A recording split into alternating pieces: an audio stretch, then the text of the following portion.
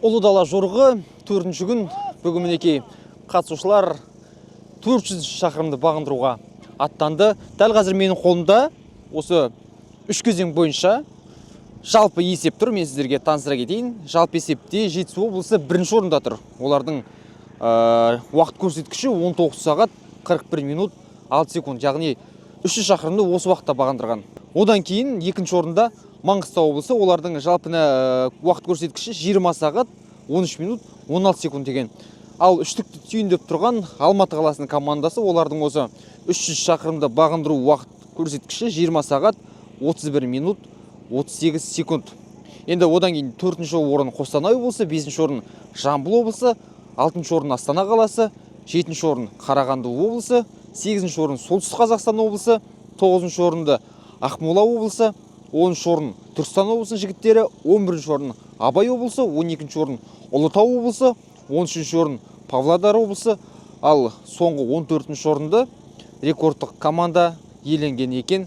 Өздеріңіз білесіздер, енді неге 14 команда десеңіздер, осы 300-ші шақырымға дейін 5 команда жарыс жолынан шығып қалған болатын.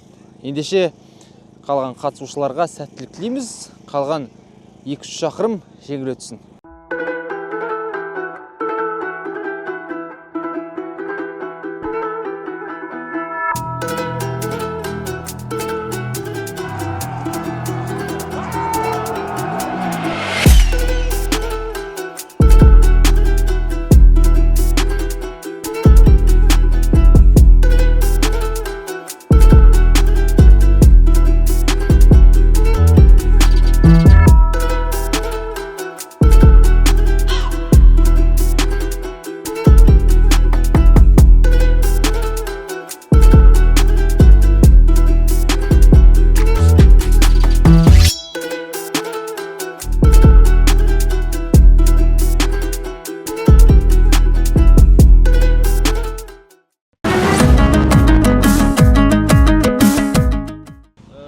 Жалпы есепте нешінші орында тұрсыңдар?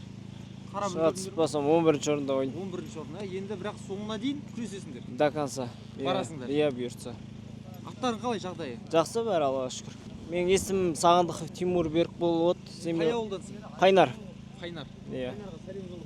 Қайнар ауылына жалынды сәлем. Барша Абай облысына. Қыздар, қайырлы таң. Жағдайларыңыз қалай? Жақсы. Шаршаған жоқсыздар ма? Ұйқыларыңыз қанды ма? Иә, бәрі жақсы. Соңына дейін кетіп барасыздар ғой, бұйырса. Барамыз бұйырса, иә. Қазір алдымызда Ақмола облысының намысын қорғауға келген қыздар. Қыздарда енді 3 ат қана қалды. Өздеріңіз білесіздер, енді 3 атқа дейін команда болып есептеледі. Сондықтан мінекей қазір аттарды қинамай, баппен ақырын ғана жолға аттанып бара жатыр. Ақмола облысының қыздарына сәттілік тілейміз. Жаңа ғана барлық командаларды жолға шығарып салдық. Енді біз арасынан Павлодар облысын іздеп тұр едік. Сөйтсек, Павлодар облысы кеше түнде жарыс жолынан шығып қалған екен. Демек, Ұлы дала жорығының аясында сынға түсетін 13 команда қалды. Астана командасының жігіттері міне 4 атпен алға 25 шақырымға жетіп жатыр. Су беріңдер, су беріңдер. Жаңа су ішкен жоқсыңдар ма? Қалай келе жатсыңдар жігіттер? Шаршаған жоқсыңдар ма? Жақсы, шаршаған жоқпыз, бәрі жақсы. Аттардың жағдайы жақсы. Аттар жақсы бәрі. Аттардың арасы алшақ емес екен, қаз-қатар мінекей бірінің артынан бірі келіп жатыр. Демек, бұл жерде жарысып келе жатыр деген сөз. Мынау мінекей Маңғыстау облысының командасы келіп жетті. Бұл жерде 4 ат қалды Маңғыстауда. Кеше бір аттары жарыстан шығуға мәжбүр болды. Енді 4 атпен қазір 400 шақырымға қарай шауып бара жатыр. Біз 4-ші кезеңнің алғашқы 50 шақырымының нүктесіне келдік. Жаңа енді осы 50 шақырымды бағындырған алғашқы командалар өтті. Рекордтық құрама, одан кейін Жамбыл облысының жігіттері. Бұл жер жалпы Астанадан 50 шақырым ғана. Сондықтан ендігі маршрут айналма жолмен болады. Яғни Астанаға енді жетіп қоймас үшін, жолды ұзарту үшін айналма жолмен жолда жалғастыратын болады. Ендеше жігіттерге сәттілік тілейміз. Аттарды онша айдаған жоқпыз, әлі де айдаған жоқпыз. Соңғы 100 шақырымға қалдырайық деп отырмыз күшімізді. Қазір жақсы келе жатыр аттар. Балалар қалған балалар тартқаннан кейін біз бұрынғы кешегі темппен ақ келе жатырмыз. Енді жалпы жарысқа келсек, бүгін биыл енді 3-ші кезең 500 шақырым қандай ерекшеліктер бар, қалай өткізіп жатсыздар жарысты? Енді Қалған командалардың жағдайы қалай екен? енді жыл сайын адам кішкене опыт алады ғой, біз де кішкене опыт алдық, дегенде қудық, бірақ биыл кішкене ерекшелік аттан басын тартып келатырмыз. Бізге енді маңызды 5 атпен бірге кіруге, сондай ғой. Бұл командный ойын болғаннан кейін 5 ат, 5 шабандоз мәреге жету ғой біздің мақсатымыз. Біз мынау жақындаған сайын рухымыз көтеріледі ғой, біз аттың үстінде жүрген жігіттеріміз ғой. Осы айтады ғой, мынау аттың үстінде тұрған адам мен аттан түсіп тұрған адам екі бөлек дейді. Сол қалай еді? Анау қазақ атам айтады ғой, атқа мінгенде, таққа мінгенде менсінбеймін дейді ғой. Оны атқа мінген адам түсінеді да. Атқа міну керек, ол үшін атты сезіну керек. 81-ші жылғымын, 43-темін. 43-тесіз, ат үстінде әлі жүрсіз. Иә, Аллаға шүкір. Сіз де 81-сіз бағы? Иә. Мына жігіт те 81 екен, Иә. Павлодар облысының ат бітірушімін. Сіз Павлодар облысының ат бітірушісіз. Иә. Жамбылдық жігіттер. Енді бауырым сен салыстырына, құрдасымыз екеуміз анау машинада отырған адам мен аттың үстіндегі адам салыстыршы екеумізді, міне көрдің ба? Екеуміз бір жыл туғандармыз. Ал енді оны көрермендер бағасын берсін. Ассалаумағалейкум. Жігіттер қалай жеттіңдер? Жақсы жеттік. 400 шақырым. Жақсы. Қазір 150-не келдік қой енді. Иә, 150 ғой. Енді Астанаға сәл қалды. Ой, әңгімеміз үзіліп қалды. Біз қазір Астананың маңындағы Жолымбет деген ауылға келіп тоқтадық. Қазір осы ауылдың маңайында түнеміз.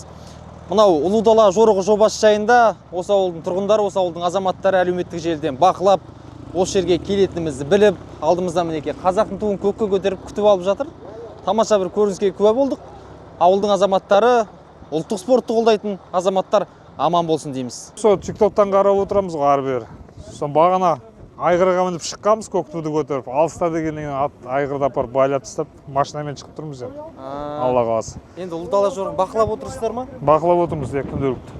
Қай өңірге жанкүйер болып отырсыздар негізі? Бәріне жанкүйеріміз ғой. Енді ол біздің ата-бабамыздан қалған не ғой? Өнер. Оны біз тірілтпесек кім тірілтеді?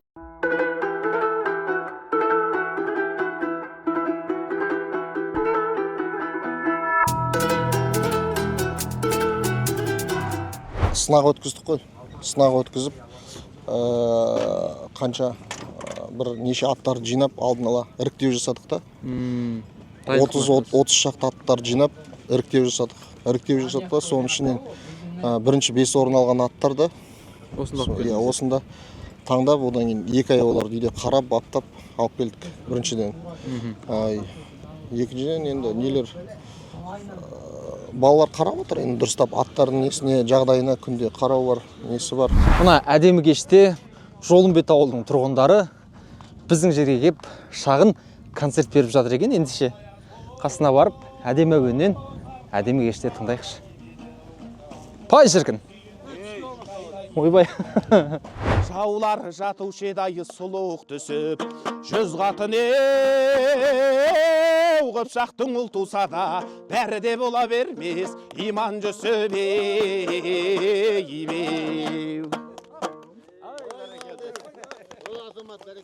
Бұл өте керемет. Бұл енді тарихта қалатын нәрсе. Бұл аттың жүрін, Қазақстанның территориясын атпен жүру деген адам армандап жете алмайтын нәрсе. Қазір мына техника дамып кеткен, қазір самолетпен жүреді, боязбен жүреді.